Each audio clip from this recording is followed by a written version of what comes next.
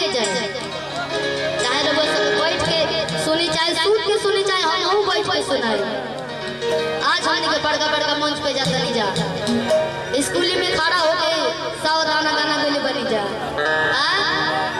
लोग स्कूली से गा के अष्टजाम होई तो अष्टजाम में चल जाइए, चौकी लागल नहीं, चौकी में जाके गावा लगल जी ये टीम कमालू भैया के, विशाल भैया के, विजय भैया के, वाह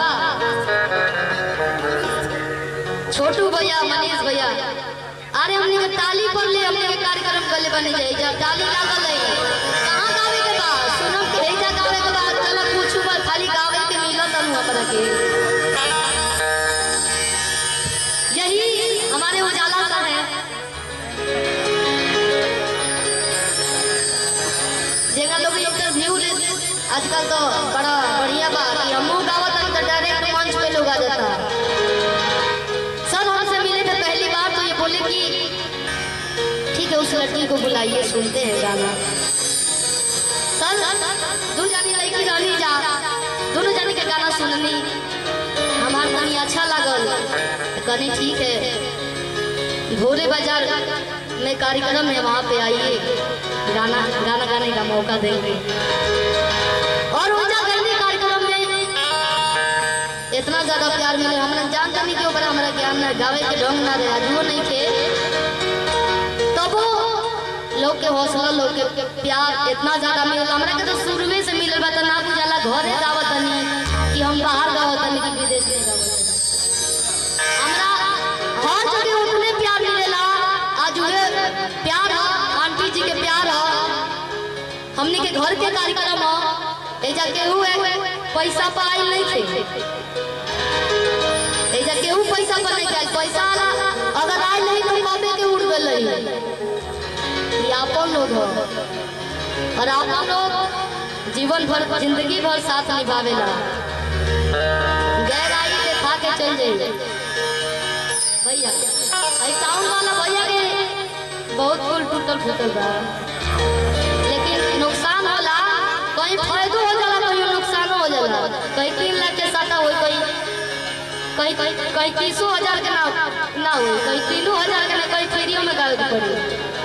ठीक बा, अपन घर के कार्यक्रम है, छोटा सा माई के भजन नहीं ओकरा बाद से जेकरा आशीर्वाद से बाल बाल बचल बने, हमने के बड़ा हम कहने की जाए अच्छा ना लगी, जले हमने के गावल ना जाए।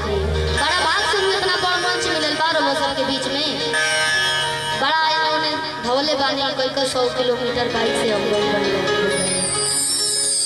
सही सब। और आज के बड़ा सुंदर दिन बा, माहौल बा, हमनी के घरे कार्यक्रम भइल दीदी के शादी में, तो हमारे घर के लोग केहू ना देखा।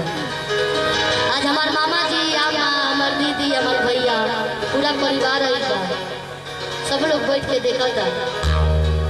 हमार जीजा जी आई बने, और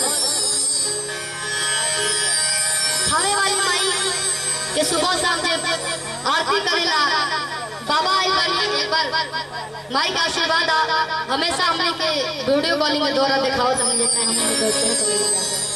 और हमारे गुरु विजय चौहान जी, भोलू भैया, उजाला सर, सुबोध भैया, अभिषेक भैया, हमारे बीने भैया, सुबोध भैया, एमन सबके योगदान बा, विशाल भैया, तमाम है जितना लोग बैठल बा, बच्चा बूढ़ जवान सब लोग, सबके आशीर्वाद बा, तबे इतना जनसंख्या में हमरा के सुनल जाता, जानल जाता।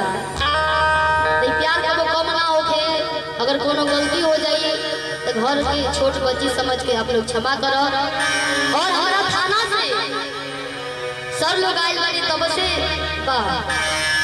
हम ही गर्व से कहेंगे कि आप लोग देवरिया जिला में जाइए कार्यक्रम करने, एगो के कुछ बिगाड़ ना पाई, 1 इंच के हिल ना डोल पाई। मैडम लोग बा, एकरा खातिर बहुत बहुत धन्यवाद। और वो लोग से हमने के सीखले बानी, हम रोवे लोग से सीखले बानी। आए दिन कुछ ना कुछ सीखे के मिलेला, आज सीख एगो मिल गइल।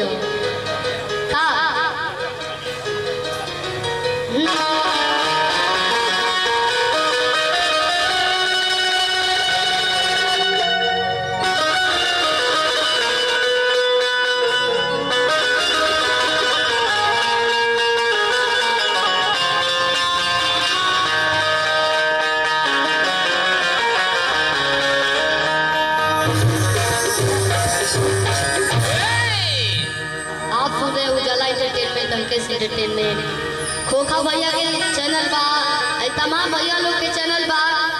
काल के तो मिल गइल ना, मटेरियल मिल गइल बा, बढ़िया मसाला बा। सोनू भैया आई कार्यक्रम सुपर हिट बा, ठीक बा, सुपर हिट बा, अपलोड हो गइल, वायरल हो गइल। लिखाई सीपी राजमंच पर से टूटते हुए देखिए कैसे गिर रही है, लेकिन हमारा कुछ ना भइला, लोगन लोग के प्यार बा। एगो भक्त भाई के दरबार में गइल बड़े, कहते कैसे कि या चंदन पिता हार धोला,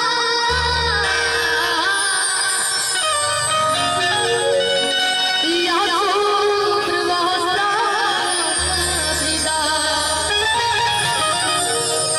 या मंडित करा, या पद्मा सोना,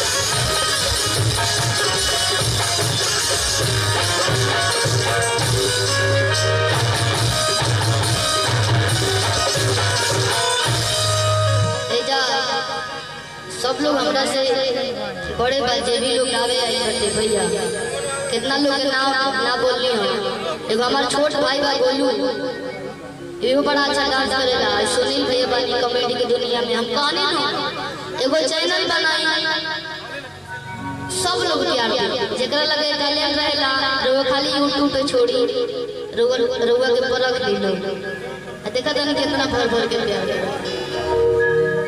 पैसा रुपया दूसर चीज बा, लेकिन इतना मान सम्मान मिलल बहुत मुश्किल बा।